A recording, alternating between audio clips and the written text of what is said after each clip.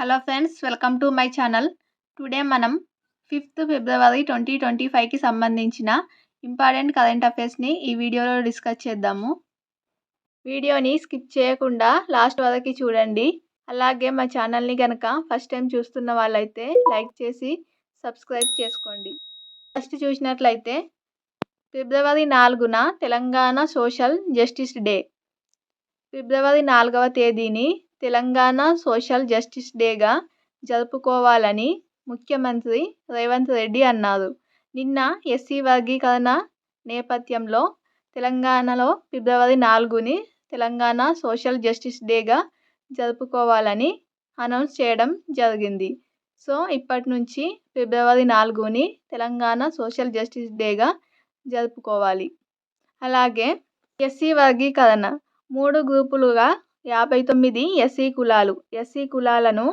మొత్తం 59 ఎస్సీ కులాలను 3 గ్రూపులుగా వర్గీకరించడం జరిగింది. రాష్ట్రంలోని ఎస్సీ వర్గీకరణ అమలుకు ఉభయ సభలు పచ్చజెండా ఊపాయి. జస్టిస్ షమీర్ అఖ్తర్ ఏకసభ్య కమిషన్ 4 సిఫారసులు చేసింది. అందులో రాష్ట్రంలోని మొత్తం 59 ఎస్సీ కులాలను 3 గ్రూపులుగా వర్గీకరించడం, క్రిమి లేయర్ను కూడా ఈ జస్టిస్ షమీర్ అఖ్తర్ కమిషన్ సిఫారసు చేసింది. దాంట్లో ఈ క్రిమి లేయర్ అనే ప్రతిపాదనను ప్రభుత్వం అయితే తిరస్కరించింది. అలాగే మొత్తం 3 గ్రూపులుగా ఎస్సీ కులాలను వర్గీకరించడం జరిగింది. అందులో గ్రూప్ 1లో వచ్చేసి సామాజికంగా, ఆర్థికంగా, విద్యాపరంగా అత్యధికంగా వెనుకబడిన కులాలను గ్రూప్ 1లో చేర్చడం జరిగింది. అవి మొత్తం 15 కులాలు. వాళ్ళకి ఈ 15 కులాలకి 1% రిజర్వేషన్ కల్పించడం జరిగింది. అలాగే ఈ 15 కులాల జనాభా వచ్చేసి 2011 జనాభాలలో ఈ 15 కులాల జనాభా చూసినట్లయితే 3.288% ఉంది. అలాగే గ్రూప్ 2లో చూసినట్లయితే గ్రూప్ 1లో అత్యంత వెనుకబడిన కులాలు ఉన్నారు. గ్రూప్ 2లో మాదిగలు. అలాగే వీళ్ళకి రిజర్వేషన్ 9%. మధ్యస్థంగా లబ్ధి పొందిన కులాలను గ్రూప్ 2లో చేర్చడం జరిగింది. ఇందులో మొత్తం 18 కులాలు ఉన్నాయి. అలాగే ఇందులో వీళ్ళకి 9% రిజర్వేషన్ కల్పించడం జరిగింది. అలాగే 2011 జనాభాలో చూసినట్లయితే ఈ గ్రూప్ 2 జనాభా శాతం వచ్చేసి 62.748% ఉంది. అలాగే గ్రూప్ 3లో చూసినట్లయితే ఇందులో మాల కులాలు గ్రూప్ 3లో చేర్చడం జరిగింది. అలాగే ఇందులో మెరుగైన ప్రయోజనాలు పొందిన కులాలు. ఇందులో మొత్తం 26 కులాలను చేర్చడం జరిగింది. అలాగే వీళ్ళ జనాభా వచ్చేసి 2011 లెక్కల ప్రకారం చూసినట్లయితే 33.963% వీళ్ళ జనాభా ఉంది. వీళ్ళకు రిజర్వేషన్ వచ్చేసి 5%. మొత్తం 59 ఎస్సీ కులాలకు 15% రిజర్వేషన్ కల్పించడం జరిగింది. దేశంలోనే తొలిసారి ఈ ఎస్సీ వర్గీకరణ చేయడం. సుప్రీంకోర్టు తీర్పు వెలువడిన తర్వాత దేశంలోనే తొలుత ఎస్సీ వర్గీకరణ పూర్తి చేసిన రాష్ట్రంగా తెలంగాణ నిలిచింది.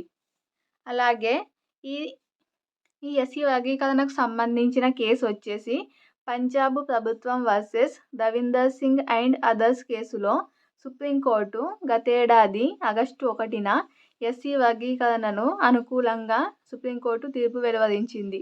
ఈ కేసుకు సంబంధించి క్వశ్చన్ అడగవచ్చు. దేంట్లో భాగంగా ఏ కేసుకు సంబంధించి ఎస్సీ వర్గీకరణకు సుప్రీంకోర్టు అనుకూలంగా తీర్పు ఇచ్చింది అంటే పంజాబ్ ప్రభుత్వం versus Davinder Singh and other కేసులో. సో ఈ కేసు గుర్తుంచుకోండి. అలాగే ఆగస్టు 1న వర్గీకరణకు సుప్రీంకోర్టు అనుమతి ఇచ్చింది. నెక్స్ట్ ఉత్తమ్ కుమార్ రెడ్డి నేతృత్వంలో 2024 సెప్టెంబర్ 12న మంత్రివర్గం ఒక ఉపసంఘాన్ని ఏర్పాటు చేసింది రాష్ట్ర ప్రభుత్వం. ఈ ఉపసంఘం అధ్యయనం చేసి ఒక ఏకసభ్య ఉపసంఘాన్ని ఏర్పాటు చేయాలని చెప్పింది. అందులో జస్టిస్ షమీర్ అఖ్తర్ నేతృత్వంలో 2024 అక్టోబర్ 11న ఏకసభ్య కమిషన్ను ప్రభుత్వం ఏర్పాటు చేసింది.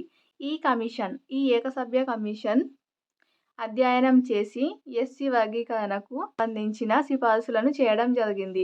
ఇది చాలా ఇంపార్టెంట్. ఎస్సీ వర్గీకరణకు సంబంధించి కంపల్సరీ క్వశ్చన్స్ అడగవచ్చు. అలాగే ఇందులో మొత్తం 59 కులాలను 3 గ్రూపులుగా వర్గీకరించడం జరిగింది కదా.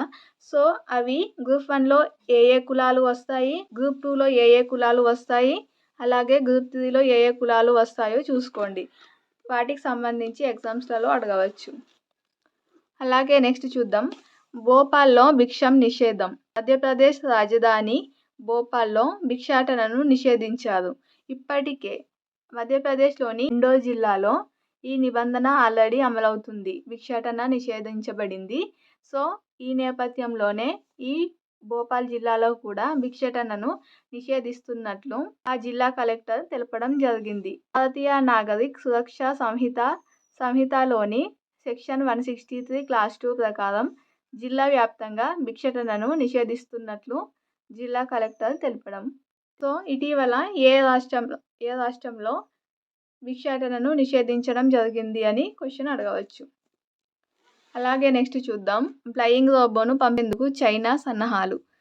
చంద్రుడిపై దక్షిణ ధ్రువం పైకి నీటి అన్వేషణ కోసం స్మార్ట్ రోబోటిక్ ఫ్లయర్ డిటెక్టర్ను పంపేందుకు ఏర్పాట్లు చేస్తుంది చైనా.